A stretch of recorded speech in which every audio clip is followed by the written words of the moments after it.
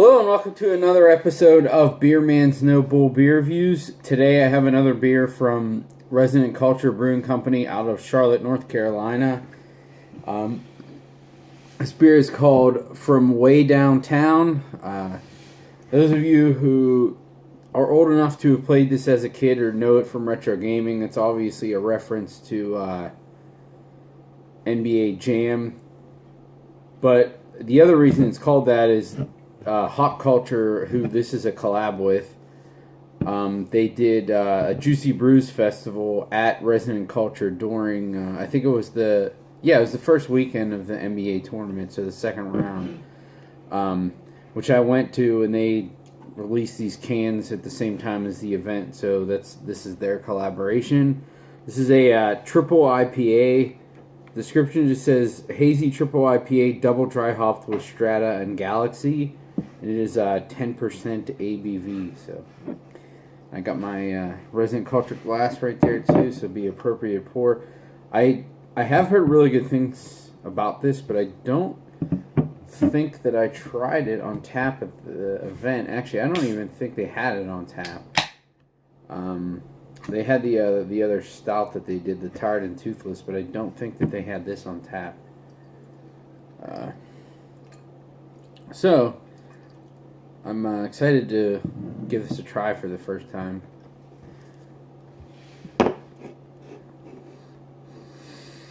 Oh, I smell it from here.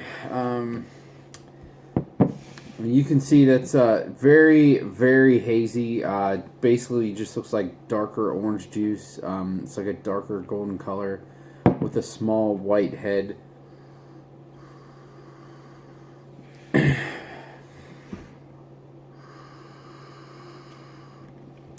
So the aroma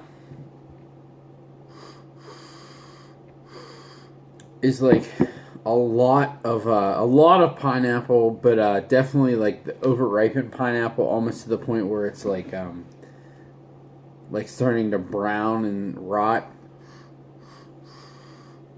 I'm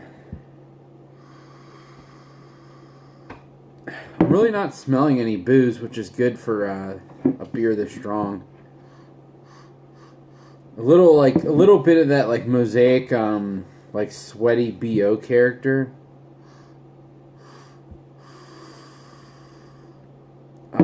Yeah, it just smells like super chock full of hops, so I'm excited to see what it tastes like.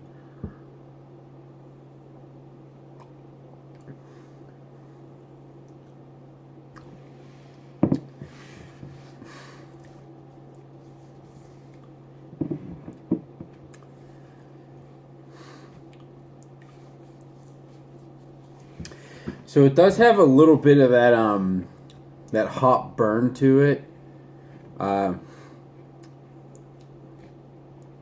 It's a little sweet, but it's definitely held in check, if not overbalanced by the hop burn. But it's not like back of the tongue, like old school bittering hop bitterness. It is a little bit like oniony, garlicky type hops.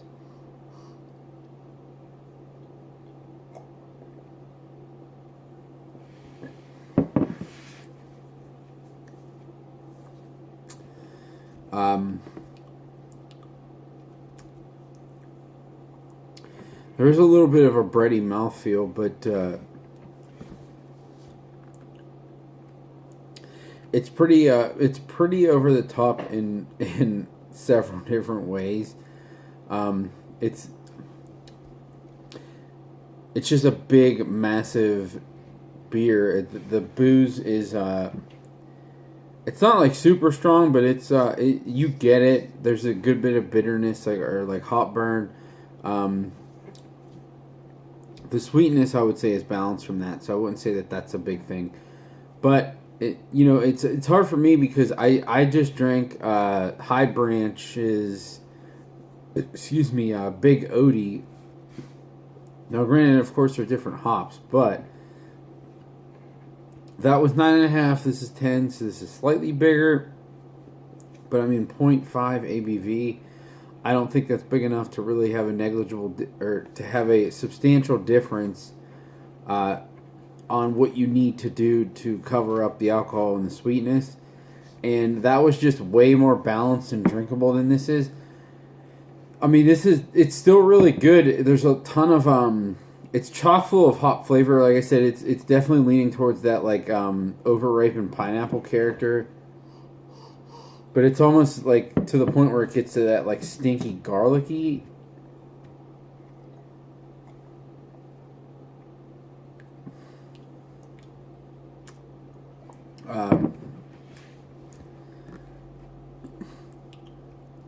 You know, so it's really good. I still think this is really good, and I like it. But that High Branch one was just so balanced for being as big as it was, and like, I guess, you know, I have to do this completely hedonistically. So that, or mostly hedonistically. So that I like the High Branch one a lot better, way more balanced, easier to drink for me. But I know a lot of people nowadays want everything that's like, you know, turned to 11 on flavor, bitterness, blah, blah, blah, blah, blah. And I do still think this is really good, but I would definitely prefer... And this is... I would say this is slightly better than the last triple IPA they did, the Human Potential, because I thought that one was even a little more towards the edge of like craziness for me. It was a little more bitter and a little more sweet. This one's like slightly more balanced than that one is.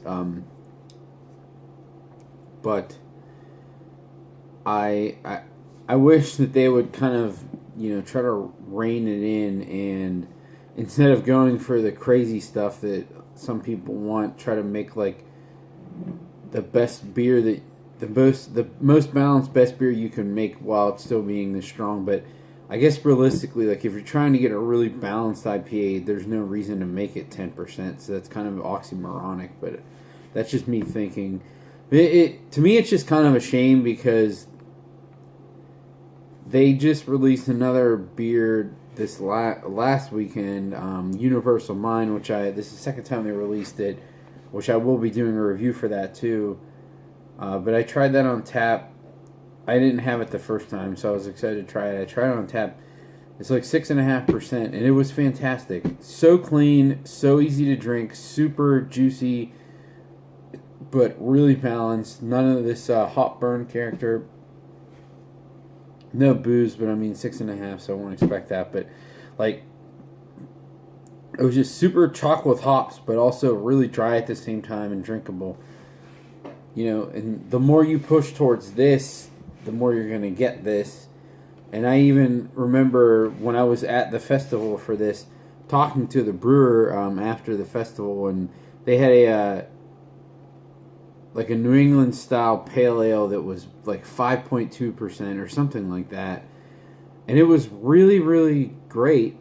And I told him, I was like, you guys need to can this instead of making these triple IPAs. And he's like, well, yeah, I agree this is better too. I would rather drink this, but you have to understand I have to make stuff for what people are buying. And the triple IPAs sell more than anything else, so that's what I make. And, you know, how can I argue with that? You can't argue with that. If that's what's selling, then that's what you're going to brew, you know? It's kind of a shame, but it is what it is. If that's what people want, then that's what you make, you know? I'm not silly to think that a brewery's just around to hang out and have fun, and they're not there to make money. It's a business, and you make money off of what sells. So, but on my scale of buy, drink, dump, I'm still going to say this is a buy because I do still think it's really good. I just happen to have a better comparison like 20 minutes ago. So that's kind of why I'm dwelling on this a little bit.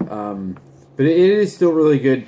It is super chock with hops. It's mainly on like the over-ripened pineapple character. A little bit orangey, a little bit dank.